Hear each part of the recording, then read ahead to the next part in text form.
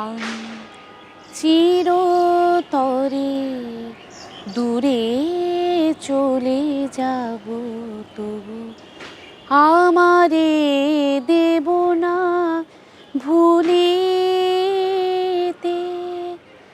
বাতাস হইয়া জড়াইব কেশ, বেনি যাবে যবে খুলিতে, তবু আমারে দেব না ভুলিতে। আমি চিরতরে দূরে চলে যাব, তবু আমারে দেব না ভুলি। তো নজরুলের এই স্মৃতিচিহ্ন খুঁজতে গিয়ে কোনো ধরনের প্রতিবন্ধকতার মধ্যে পড়তে হয় আপনার? হ্যাঁ, সেরকমও হয়েছে। যেমন কলকাতায় আমরা একটি বিশেষ কাজ করেছিলাম। কলকাতায় একাধিক বাড়িতে নজরুল থেকেছেন, কারণ ওনার তো নিজের বাড়ি বলতে সেরকম কিছু ছিল না, বিভিন্ন সময় ভাড়া থেকেছেন আর কি। তো ওই বাড়িগুলোকে আমরা চিহ্নিত করা এবং ওই বাড়িগুলোর বর্তমান কি অবস্থা সেটা নিয়ে একটা কাজ করেছিলাম আর কি। তো সেক্ষেত্রে অনেক সময় বাড়িগুলো আইডেন্টিফাই করতে গিয়ে, কারণ অনেক ক্ষেত্রে হয়েছে রাস্তার নাম বা বাড়ির অ্যাড্রেস অনেকটা একটু পরিবর্তন হয়েছে আর কি। যেমন ধরুন, যদি কোনো অ্যাড্রেস থাকে 8 নম্বর উমুক লেন, তো সেটা এখন হয়তো বংশ পরম্পরায় বাড়িটা হয়তো অনেকের মধ্যে ভাগ হয়ে গেছে, তো 8/1/A এরকম নাম্বারিং এসে গেছে। তো সেক্ষেত্রে একটু আইডেন্টিফাই করা মুশকিল যে নজরুল ঠিক কোন ঘরটিতে থাকতেন বা কোন তলায় থাকতেন। তো সেগুলো করতে গিয়ে অনেক সময় হয়তো বাড়িতে এখন যারা থাকেন তারা ভেবেছেন এনারা কেন হঠাৎ করে এলেন, নজরুল সম্পর্কে জিজ্ঞাসা করছেন ইত্যাদি আর কি। বা অনেক সময় ধরুন কিছুটা অসহযোগিতা, কিছু কাপড় চোপড় ঝুলছে, আমরা হয়তো একটু রিকোয়েস্ট করলাম একটু সরিয়ে নিন, তাহলে আমরা ভালো করে বাড়িটার একটা ছবি পাবো, তো ওনারা সরাবেন না।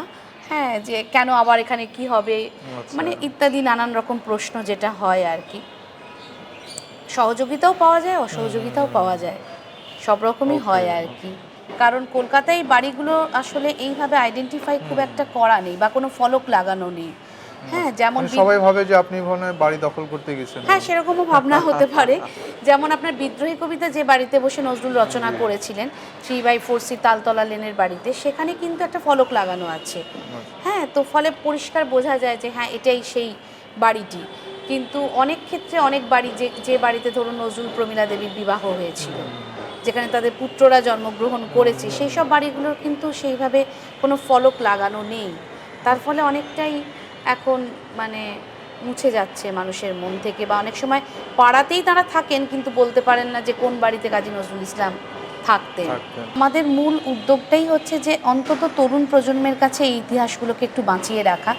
আর আমি সব জায়গায় দেখেছি কাজ করতে গিয়ে, মানে পশ্চিমবঙ্গের বিভিন্ন জায়গায় আমরা কাজ করেছি কলকাতার বাইরে গিয়ে বা অন্য স্টেটেও, তখন দেখেছি যে সেই অঞ্চলের মানুষ আসলে একটা অন্যরকম অনুভূতি তাদের হয় যখন তারা জানতে পারেন যে নজরুল এসছেন এখানে।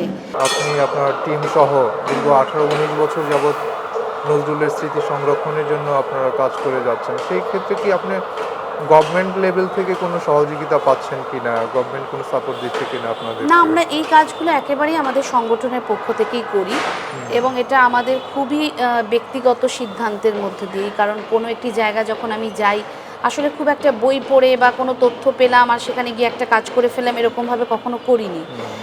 প্রথমে সেই জায়গাটিতে যাওয়া, এবং অনেক সময় হয় যে সেই অঞ্চলের মানুষের কাছে অনেক ইতিহাস পাওয়া যায়। বেশ কিছু আমরা জায়গায় কাজ করেছি যেখানে ধরুন একটা পারিবারিক ইতিহাস রয়েছে। নদিয়াতে আমরা অনেকগুলো জায়গায় কাজ করেছি, তার মধ্যে নবদ্বীপে রাধা মদন মোহন জিউর মন্দির, সেটা একেবারেই পারিবারিকভাবে সেখানে কিছু ইতিহাস রয়েছে, যে নজরুল সেখানে যেতেন, নজরুল যে চেয়ারটিতে বসতেন তারা সংরক্ষণ করেছেন। তো এগুলো আসলে খুব একটা বইয়ের মধ্যে যেমন ইতিহাস থাকে, তেমনি কিছু তো সেখানকার মানুষের কাছেও থাকে। ফলে সেই জায়গাগুলোতে গেলে এবং তাদের সাথে কথা বললে আমার মনে হয় যে আমাদের যে জ্ঞানটা আরেকটু বৃদ্ধি পায়। তো সেইভাবে কাজ করে এবং পরবর্তীতে হয়তো আমরা সেখানে কোনো ফলক লাগিয়েছি বা সেটা আবার একটা অনুষ্ঠানের মাধ্যমে সেখানকার লোকজনকে জানানোর চেষ্টা করেছি, সেটা পরবর্তীতে। কিন্তু প্রাথমিক পর্যায়ে আমরা সেই জায়গায় গিয়ে আগে তাদের সাথে কথা বলার চেষ্টা করেছি আর কি। আমি বলছিলাম যে আর্থিক সাপোর্টটা তো আপনার মেম্বাররা সবাই মিলেই করছে। আমরা সবাই মিলে করি, আচ্ছা, একদম আচ্ছা। একদম। আমাদের তো প্রায় 1000-এর কাছাকাছি অল ওভার ইন্ডিয়াতে মেম্বার, আচ্ছা। এবং আমাদের মেম্বারশিপের একটাই ক্রাইটেরিয়া যে সবাইকে নজরুল প্রেমী হতে হবে, এবং সবাই যে খুব ভালো গান কবিতা বলেন বা অনুষ্ঠানে পারফর্ম করেন তেমনটা নয়, কিন্তু যারা প্রকৃত অর্থেই নজরুলকে ভালোবাসেন, যেহেতু আমাদের অর্গানাইজেশনটা শুধুমাত্র প্রোগ্রাম করাটা আমাদের কিন্তু উদ্দেশ্য বা কাজ নয়, এছাড়াও আমাদের নজরুলের এই যে স্মৃতিগুলোকে বাঁচিয়ে রাখা, লোকজনকে জানানো, বা তরুণ প্রজন্মের মতো করে কিছু অনুষ্ঠানকে কিউরেট করা, ওকে। যাতে করে তাদের সাথে আমরা একটা সম্পর্ক গড়ে তুলতে পারি, সেরকম কিছু অনুষ্ঠান আমাদের হয়। তো সেই কারণে আমাদের প্রথম উদ্দেশ্য হচ্ছে নজরুল প্রেমীদেরকে একত্রিত করা, এটা আমাদের ফার্স্ট কাজ আর কি। গুড। আচ্ছা, একটা জিনিস আমাকে বলেন তো, এই যে আপনি দীর্ঘ 19 বছর 20 বছর প্রাতিষ্ঠানিকভাবে কাজ করতেছেন, কিন্তু আপনি বলছেন যে 2.5 বছর বয়স থেকে নজরুলের গান আপনি মুখে তুলেছেন আপনার ফ্যামিলির কথা। তো এতদিনে কাজের পর নজরুল বিষয়ে নতুন কোনো আবিষ্কার উপলব্ধি তৈরি হয়েছে আপনার? আমার মনে হয় যে প্রতিদিনই আমি নজরুলকে আবার নতুনভাবে আবিষ্কার করি। অনেক সময় অনেকে বলেন যে আপনি তো শুধুমাত্র নজরুল সঙ্গীতই করেন বা নজরুলকে নিয়েই সারাদিন ভাবেন, তো প্রতিদিন কি কখনো করতে করতে মনে হয় যে অন্য আরেকটু কিছু, অন্যদিকে কিছু যাওয়া যায় কিনা। কিন্তু আমার ব্যক্তিগতভাবে মনে হয় প্রত্যেক দিন সকালবেলা ঘুম থেকে উঠে যে আরেকটু কিভাবে নজরুলকে দেখা যায়, বা নজরুলের আরেকটা মানে কোন দিকটা আমরা এখনো চর্চা করছি না সেটাকে কিভাবে মানুষের সামনে আনা যায়। যেমন খুব সম্প্রতি জাতীয় বিজ্ঞান দিবসে আমরা কলকাতায় একটি অনুষ্ঠান করলাম বঙ্গীয় বিজ্ঞান পরিষদে, সেখানে নজরুলের বিজ্ঞান চেতনা নিয়ে আমরা অনুষ্ঠান করেছি। তো সেক্ষেত্রে আমার মনে হয় যে নজরুলের বিজ্ঞান চেতনা নিয়ে তো আমরা একটু কথা কমই বলি, সেইভাবে হয়তো বলা হয় না, কিন্তু একাধিক গানে এবং কবিতায় তিনি যে কতটা বিজ্ঞান মনস্ক ছিলেন তার পরিচয় আমরা পাই। তো সেক্ষেত্রে খুব স্পেসিফিকভাবে যদি এই বিষয়গুলো উঠে আসে মানুষের কাছে এবং একটা নির্দিষ্ট দিনে, তাহলে আমার মনে হয় যে সেটার বোধহয় গুরুত্ব মানুষের কাছে অনেকটা বেশি পরিমাণে থাকে আর কি। আমার মনে হয় যে উনি তো অনেকটা সময়ের থেকে এগিয়ে থাকা মানুষ ছিলেন। এখন ধরুন আমরা এই যে গ্লোবাল ওয়ার্মিং নিয়ে কত কথা বলি, বিশ্ব উষ্ণায়ন নিয়ে, কিন্তু ওনার প্রবন্ধে উনি কত বছর আগে এই যে আবহাওয়ার ক্রমশ পরিবর্তন হচ্ছে এবং সেটা কোন দিকে যাচ্ছে উনি বেশ চিন্তিত, সেটা কিন্তু উনি খুব স্পষ্টভাবে লিখেছেন। এবং বেশ কিছু লেখাতে উনি বিশেষ করে বৈজ্ঞানিকদের প্রতি ওনার যে একটা শ্রদ্ধা, যে সৃষ্টির রহস্যগুলো যারা উন্মোচন করছেন প্রতিনিয়ত, তাদের প্রতিও তিনি যথেষ্ট শ্রদ্ধাশীল ছিলেন। তো এরকম কিছু রেফারেন্স দিয়ে আসলে আমরা বোঝার চেষ্টা করেছি যে নজরুল কতটা বিজ্ঞান মনস্ক ছিলেন, তার গানে তার কবিতায় কিভাবে উঠে এসেছে সেই সব কথা। তো এইটাই তো আসলে গবেষকদের কাজ, যে নতুন নতুন কিছু আবিষ্কার করা।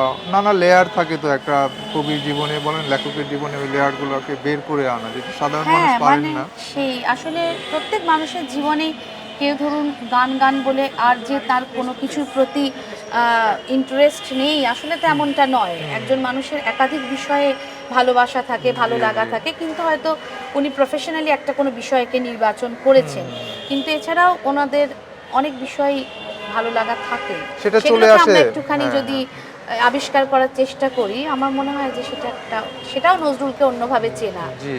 তো এই যে স্মৃতি সংরক্ষণের উদ্যোগ কিংবা প্রচারণা, তারপর মানুষকে সচেতন করা এবং গভর্নমেন্ট লেভেলে একটা চাপ তৈরি করা, এই কাজগুলো আপনারা মূলত করে থাকেন। তো আপনাদের কি প্ল্যানিং এরকম কিছু আছে যে এটা ডিজিটাল আর্কাইভ তৈরি করা? কারণ অনেক কিছুই তো নেচারের কারণে, ওয়েদার চেঞ্জের কারণে নষ্ট হয়ে যায় হ্যাঁ, আসলে। হ্যাঁ, হ্যাঁ, আপনি হ্যাঁ। বিশেষ করে ইট পাথর কিংবা যে স্থাপনা আমরা যদি বলি, সেগুলো তো সময় কাগজ নষ্ট হয়ে যায়। সেক্ষেত্রে এগুলো ডিজিটালি সংরক্ষণ করার কোনো উদ্যোগ আপনাদের আছে কিনা? আসলে ব্যক্তিগত ভালোবাসা থেকে এই কাজগুলো করছি কয়েকজন মিলে। তো সেক্ষেত্রে ধরুন এই কাজগুলো করার জন্য যে ধরনের আর্থিক একটা সাহায্যের প্রয়োজন, সেটা তো খুব একটা বেশি কিছু আমরা পাই না, ফলে সবটাই আমরা নিজেদের মতো করে করি। কিন্তু আপনি যেটা বলেছেন সেটা খুবই একটা ইম্পর্ট্যান্ট ব্যাপার।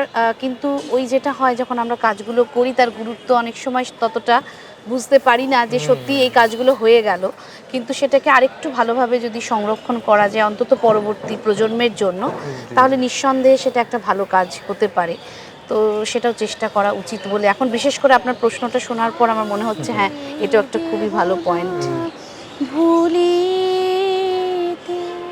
তখনকার দিনে জানলার যে উচ্চতা ছিল, জি, হ্যাঁ, একটা বিশালতার বিষয় থাকে আর সেই কি। এখন তো সব দরজা জানলা সবকিছুই খুব উঁচু উঁচু। কেমন জানি ফিল পাওয়া যায় না, ধরেন এই ধরনের জায়গায় আসলে যে মনে হচ্ছে যে অন্যরকম নজরুল একটা আছে। অনুভূতি, মানে এরকম মনে হয় যে এই ঘরে উনি থাকতেন, হেঁটে চলে বেড়াতেন। আপনি যেরকম সিঁড়ি দিয়ে উঠতে উঠতে জি জি, বলছিলেন ওই যে এই সিঁড়ি দিয়ে স্পর্শগুলা, হ্যাঁ।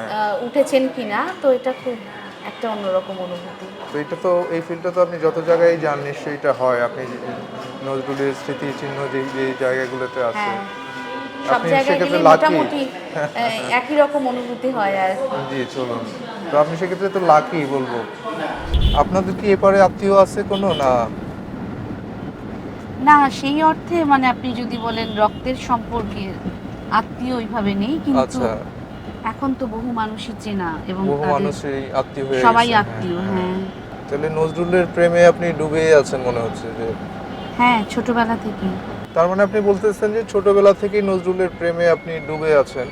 আর এমনিতে অফিসিয়ালি নজরুল নিয়ে গবেষণা শুরুটা কবে থেকে আপনার, কত বছর? আসলে গবেষণা এই শব্দটার না এত বড় একটা অর্থ আমি খুব একটা সেটা করতে পেরেছি বলে মনে হয় না, কিন্তু নজরুলের প্রতি অত্যন্ত ভালোবাসা থেকে কিছু কিছু খোঁজার চেষ্টা করেছি আর কি। আচ্ছা আচ্ছা। এটুকুই বলতে পারি। গবেষণা বা নজরুল গবেষক এই শব্দটাতে আমার নিজের একটু অস্বস্তি হয়। আচ্ছা, কিন্তু কাজ তো করছেন আপনি, চেষ্টা করছি, গবেষণার কাজই করছেন কাজ করার চেষ্টা করছি। এবং নতুন নতুন নজরুলের স্মৃতিচিহ্ন আবিষ্কারও করছেন আপনি, যেটা। হ্যাঁ, স্মৃতিচিহ্ন, তার সঙ্গে আমার আমার ব্যক্তিগতভাবে কাজী নজরুল ইসলামকে একটু বিভিন্নভাবে দেখতে ভালো লাগে আর কি। আচ্ছা। শুধুমাত্র তার ধরুন তিনি খুব অনেক গান লিখেছেন, অনেক হুম, কবিতা লিখেছেন, অনেক কিছু সৃষ্টি করেছেন। তার বাইরেও মানুষ হিসেবে তিনি জি। কেমন ছিলেন, কিসের প্রতি তার ভালো লাগা ছিল, ভালোবাসা ছিল, হুম, এই খুব ব্যক্তিগত কিছু তার ভালো লাগার জায়গাগুলো জানতে ইচ্ছে করে আর আচ্ছা। কি, যে মানুষ হিসেবে তিনি কেমন ছিলেন।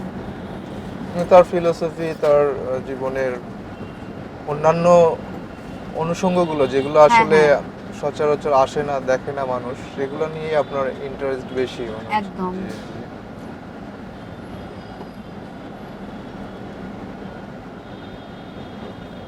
আমরা পিজি হাসপাতাল ক্রস করব, এখানেই তো নজরুল শেষ নিঃশ্বাস। হ্যাঁ, এখানে তো ওই জায়গাটি মানে যে রুমে উনি থাকতেন সেই রুমটা ভীষণ ভালোভাবে আচ্ছা। সংরক্ষিত আছে, তার স্মৃতি আর কি। নজরুলের ধরেন কোন বিষয়টা আপনাকে বেশি আকর্ষিত করেছে কিংবা বেশি টেনেছে, যার কারণে আপনি আসলে নিজেকে নিবেদিত করে দিয়েছেন নজরুলের জন্য? একটু যদি বলতেন আমাদেরকে যে আসলে কোন বিষয়টা আপনাকে বেশি টেনেছে। আসলে এটা বলতে গেলে একটু আমার পরিবারের কথা বলতে হয়। জি অবশ্যই, হ্যাঁ, হ্যাঁ। পারিবারিকভাবে আমার বাবা এবং মা ভীষণভাবে নজরুল প্রেমী। আমার মাও নজরুল সঙ্গীত করেন। তো আচ্ছা। খুব ছোটবেলা থেকেই আমাকে যখন খাওয়ানো হতো, ঘুম পাড়ানো হতো, সবসময় আমি নজরুলের গান শুনেই বড় হয়েছি। আচ্ছা। হ্যাঁ, খুব স্বাভাবিকভাবে আমাদের কলকাতার পরিবেশে যেমনটা হয় যে আমরা রবীন্দ্রসঙ্গীত খুব বেশি পরিমাণে শুনে থাকি অনেক সময়। কিন্তু আমার ছোটবেলা থেকেই পুরো বাড়ির পরিবেশটাই ছিল ভীষণভাবে নজরুলময়।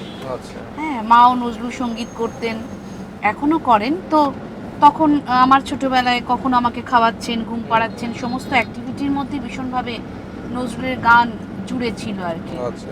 তো সেই কারণে তখন থেকে খুব ছোটবেলা থেকেই আর কি মোটামুটি এটা খুব একটা স্মৃতি আমার নেই, কিন্তু পরবর্তীতে আমি মায়ের কাছে যতটুকু শুনেছি যে মোটামুটি ২ বছর ৩-৪ মাসে আমি প্রথম গান গাওয়া শুরু করি আর কি। আচ্ছা। তো যদিও একদম সেটা আর্লি। সেটা শুরু হয়েছিল খুব একটা ছড়ার গান দিয়ে, আচ্ছা। যে গানটা গেয়ে আমার মা আমাকে ঘুম পাড়াতেন। হুম। তো হঠাৎই একদিন আমার মায়ের ভীষণ ইচ্ছে ছিল যে যদি আমার মানে গান গাইবার সুযোগ হয়, কিন্তু গান তো এমনই একটা শিল্প মাধ্যম যে গলায় সুর না থাকলে গান আসলে গাওয়া যায় না। জি। তো আমার জন্মগ্রহণের পরই আমার মার ইচ্ছে ছিল যে কিভাবে টেস্ট করা যায় আসলেই আমার গলায় সুর আছে কিনা। আচ্ছা। তো একদিন হঠাৎই মা হারমোনিয়াম নিয়ে বসে দেখছিলেন যে আমাকে যে গানটা গেয়ে ঘুম পাড়ানো হয় সেটা আমি আসলে কিছু গাইতে পাচ্ছি কিনা, কিন্তু তখন উচ্চারণ খুবই আধো আধো ছিল আর কি, খুব সঠিক উচ্চারণ আমি করতে পারতাম না আচ্ছা। সেই সময়। কিন্তু আমার মা বুঝেছিলেন যে হ্যাঁ, কোথাও গিয়ে একটু সুর আছে আর কি, মোটামুটি গান হতে পারে। বাহ। তো সেইভাবে একটা পরীক্ষা করেছিলেন। কিন্তু খুব ছোটবেলা থেকে আমার যেটা ব্যক্তিগতভাবে খুব ইচ্ছে হতো, যেটা আমি স্মরণ করতে পারি এখনো, যে মা যে নজরুল সঙ্গীতগুলো গাইতেন আমার তখনই মনে হতো যে এই গানগুলো যদি আমিও গাইতে পারতাম। আচ্ছা। কিন্তু এত ছোট বয়সে এত কঠিন গান কোনোভাবেই শেখা সম্ভব ছিল না। তো আমার মা আমাকে খুব আশ্বাস দিতেন যে তুমি একটু বড় হও, তারপর এই গানগুলো তুমি শিখতে পারবে আর কি। তো নজরুলের প্রতি ভালোবাসা আপনি যেটা বলছেন সেটা আমার মনে হয় মূলত গানের জন্যই প্রথমে। আচ্ছা। হ্যাঁ, তারপর হয়তো তার আরও বিভিন্ন দিক নিয়ে কাজ করার ইচ্ছে হয়েছে, কিন্তু খুব ছোটবেলা থেকেই নজরুল সঙ্গীতের প্রতি একটা খুব ভালোবাসা, সেটা ওই পারিবারিক কারণেই যেটা হয় আর কি, শুনতে শুনতে সেইভাবেই তৈরি হয়েছিল। তার মানে আপনি বলছেন যে আপনার ফ্যামিলির থেকে আসলে নজরুলের প্রতি আপনার প্রেম কিংবা ভালোবাসা, শ্রদ্ধা যেটাই বলি সেটা তৈরি হয়েছে আসলে ছোটবেলা থেকেই। হ্যাঁ, হ্যাঁ।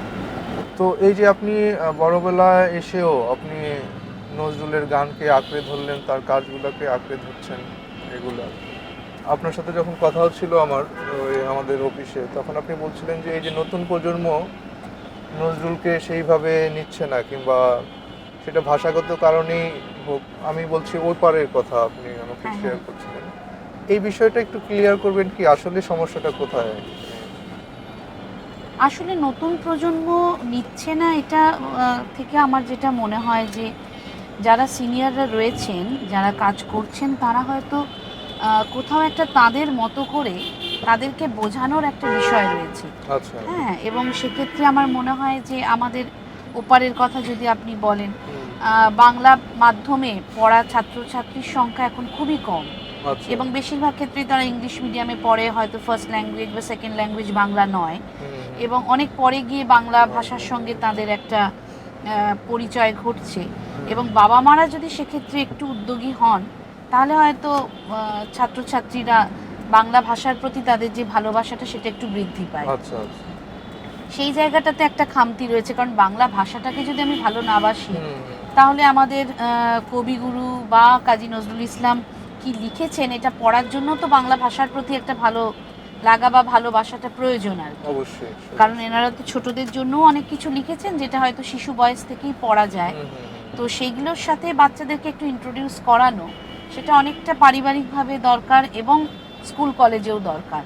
তো সেই জায়গাটাতে একটা আমার মনে হয় যে কোথাও গিয়ে আমরা হয়তো ওদের সাথে ঠিকমতো কমিউনিকেট করতে পারছি না। আচ্ছা। আর তার মানে আপনি বলতে চাচ্ছেন যে আসলে সমস্যাটা সিনিয়রদেরই? না, কারণ আমার সবসময় মনে হয় যে আমি খুব একটা মানে দোষারোপ করতে ভালোবাসি না। ওকে। তো আমার মনে হয় যে, এবং খুব একটা নেগেটিভও বলতে চাই না, এর মধ্যেও ধরুন কিছু আশার কথা নিশ্চয়ই রয়েছে। যেমন আমাদের অর্গানাইজেশনেও অনেক বাচ্চারা রয়েছে, জি। তারা কিন্তু খুবই সুন্দর নজরুলের কবিতা বলে। তো এইভাবে কিছু কিছু বাচ্চা তো নিশ্চয়ই তৈরি হচ্ছে, কিন্তু সেটার সংখ্যাটা যদি আরেকটু বাড়ানো যায়, মানে সামগ্রিক অর্থে আর কি, তাহলে আমার মনে হয় যে, এবং সংখ্যাটা বাড়া উচিত, কারণ বর্তমান আমরা একটা এমন আমি বলবো একটা খুব অস্থির পরিবেশের মধ্যে দিয়ে তো বাচ্চারা বড় হচ্ছে। ফলে সেখানে গিয়ে যদি রবীন্দ্রনাথ নজরুল আমাদের জীবনে না থাকেন, তাহলে বোধহয় আমাদের বড় হওয়া, বেড়ে ওঠাটাই অনেকটা অন্যরকম হয়ে যায়, এবং প্রকৃত মানুষ হিসেবে বড় হওয়া হবে কিনা সেখানেও একটা প্রশ্ন থেকে যায় আর কি। সবাই যে খুব ভালো গান গাইবেন, কবিতা বলবেন পরবর্তীতে বা প্রফেশনালি নেবেন তা নয়, কিন্তু প্রকৃত মানুষ হিসেবে নিজেকে গড়ে তোলার জন্য আমার মনে হয় তাদের সৃষ্টির কাছেই বারবার ফিরে যেতে হয় আর কি। নজরুল, রবীন্দ্রনাথ, ওনারা তো আসলে আমাদের জীবনের অনুপ্রেরণা কিংবা আলো হিসেবে কাজ করেন, বা একেবারেই তাই, এবং শক্তি হিসেবে আমাদের মনের মনোবল যোগান। একদম, যখন ধরুন খুব একটা মানে অস্থির সময় বা একদম মন ভালো লাগছে না, সেই সময়ও যদি আপনি নজরুলের কোনো গান শোনেন, কোনো লেখা পড়েন, সেখান থেকে অনেকটাই আবার সেইভাবে নিজেকে কাজে ফেরানো যায়, বা সেই একটা যে উদ্দীপনা সেটা পাওয়া যায়। আমার আপনার চেয়ে আপন যে জন খুঁজি তারে আমি আপনার, আমি শুনি যেন তার চরণের ধ্বনি, শুনি যেন তার চরণের ধ্বনি, আমারি পিয়াসী বাসনা